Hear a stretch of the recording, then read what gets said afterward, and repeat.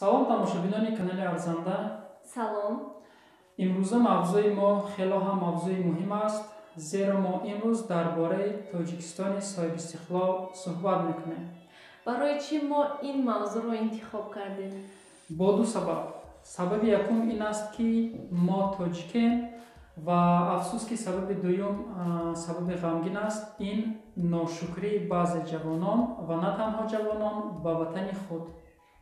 Пеш аз ҳама шукрона мекунем, ки тоҷик ҳастем, ватанамон Тоҷикистон ҳаст, мусулмон ҳастем. Ба фикри ман Тоҷикистон беҳтарин давлат ҳаст ва бояд шукр кард, ки дар ин хел давлати тинҷиву оромӣ ҳастем.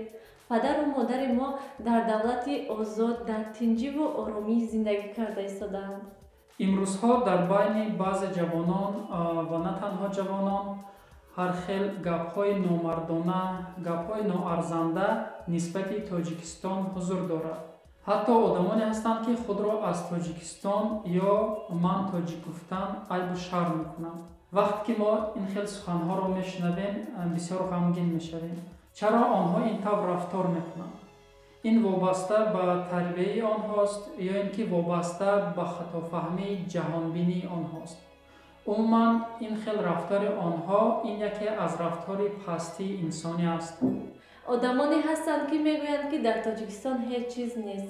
Дар Тоҷикистон ҳама чӣ ҳаст.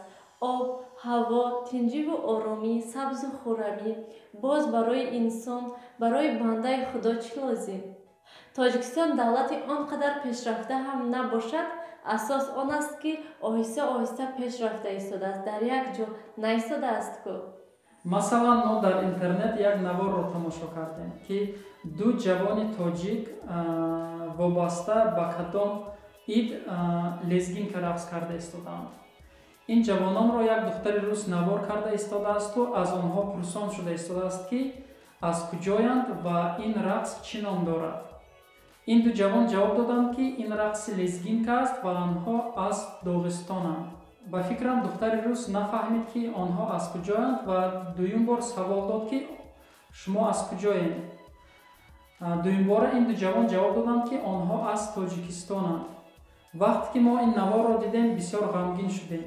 Чаро ин ду ҷавони тоҷик худро аз Доғистон гуфтанд ва рақси лезгинка карда истоданд? Бо кадом сабаб онҳо худро доғистонӣ мешуморанд? Тамошобинони гиромӣ, вобаста ба ин видеоролик агар имконият бошад дар омада тамошо кунед ва фикрҳои худро вобаста ба ин ду ҷавоне, ки худро аз Тоҷикистон гуфтанд ва тоҷик гуфтан айб оварданд, дар комментариҳо ҳатман баён кунед. Чаро ҷавонони тоҷик аз рафтори хуб, урфу одат ва маданияти тоҷикро нишон додан шарм мекунанд? Магар маданияти тоҷик ё ки урфу одати тоҷик безеб аст? Мо бояд фахр кунем аз Тоҷикистон, ки дар чӣ қадар сол то чӣ дараҷа пеш рафта истодааст ва чӣ қадар зебо шудааст. Бинед, як хел ҷавононе ҳастанд, ки дар сар тоқии тоҷикӣ ба дигар давлатҳо ба сайру гашт мебароянд. Духтарҳои тоҷик куртаҳои миллии тоҷикро дар дигар давлатҳо нишон медиҳад. Магар рақси тоҷикӣ безеб аст, ки дар Красни плошад рақси тоҷикӣ накарданд? На ҳар кас рақси тоҷикӣ карда метавонад, на ҳар кас ман тоҷик ҳастам гуфта метавонад. Шарм бояд аз он кард, ки ватани худро қабул карда намехоҳӣ. Чӣ хеле ки Тоҷикистон халқи худро ҳурмату эҳтиром мекунад, меҳмондӯстӣ мекунад, дар ягон давлат шуморо ин хел ҳурмату эҳтиром намекунад. Ҳазор шумо одами хубам бошед, аз ватани худ намонед. Ҳар як миллат, ҳар як давлат камбудиҳои худро доранд. Тоҷикистони азизи мо ҳам 100% намунави нест дар назди дигар давлатҳо. Локин ношукрӣ кардан ба ватани худ ин рафтори ноарзанда аст. Тоҷикистон оҳиста оҳиста хубтар шуда истодааст ва мо боварӣ дорем, ки ояндаи Тоҷикистон дурахшон аст. Муносибати хуби мо ба ватани худ ин яке аз асбобҳои пешравии давлат аст. Барои ҳамин ватани худро ҳамеша дӯст доред. Худро ба миллати тоҷик ва аз Тоҷикистон гуфтан ягон айбу шарм наоваред. Тоҷикистон ҳамин хел давлати арзанда аст, бо табиати зебоаш, бо мардуми меҳмондӯсташ ва бо таърихи деринааш. Ба он тоҷиконе, ки ношукрии Тоҷикистон мекунанд, гуфтаниам: шумо дигар давлатҳоро бибинед. азоби вай мардумо бинед дар кадом ҳолатҳо зиндагӣ мекунанд. масалан минтақаи африкаро мебинед.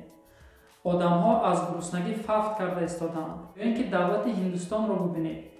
мардум дар кадом ҳолатҳои антисанитарӣ зиндагӣ карда истодаанд. аз ёд набароред инчунин давлатҳое ки ҷанг рафта истодааст. мардуми бечораи ин давлатҳо дар кадом азобу дарду ғаманд. оё шумо мехоҳед ки тоҷикистони азизи мо ба ҳамин ҳолатҳо омада расад? ба фикрам не. он инсонҳое ки аз Тоҷикистон ношукрӣ мекунанд, норозигии худро баён мекунанд, ба фикрам аз дасти он инсонҳо ҳеҷ чиз намеояд. барои ҳамин ватани худро гунаҳгор мекунанд. пеш аз ҳама серию пурӣ ва хушбахтии шумо дар дасти худи шумост.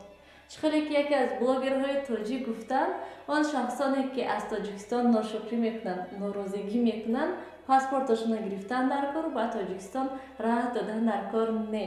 хоҳиш дошта бошед, ҳунар дошта бошед, пеш аз ҳама худатонро обод кунед. вақте ки шумо обод бошед, ватан ҳам обод мешавад. хулоса, тамошобинони гиромӣ, ватани худро ҳамеша дӯст доред. шукронаи Тоҷикистони азизамон кунед, то ки дар Тоҷикистон доим сулҳу ваҳдат бошад. тамошобинони гиромӣ, шумо низ ҳатман фикрҳои худро оиди ин мавзӯъ дар комментария баён кунед. хайр, то дидори оянда. дар паноҳи худо бошед.